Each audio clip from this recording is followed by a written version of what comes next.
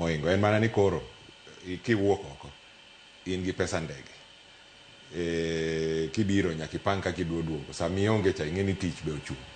Kionge holidays seche moko ikawo ibiro, pesa ma January no ok bi chuli.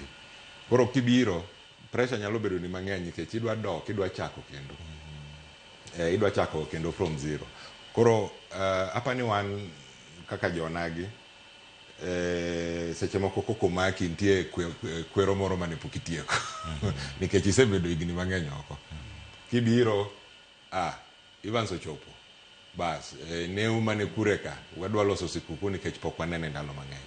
Onge rach, ing'eni nyaka wabed abeda gi adieri ni loso sikuku mar Christmas ma ji romo. Ing'eni awachoga ni tinde WhatsApp oketho romo mane ji romo ga. Nikech tinde romo mar anyuola cha dong nitie WhatsApp group. Kidwa wacho gimoro tiseketo to wacho romo meeting mane ji dhi e dala ka. Dong tinde odok piny. To wan jomodak oko kinyalo yudo nafas minyalo wuotho go ma Nyasaye okonyi michopo dala mibiri neno jou, en gima duong'.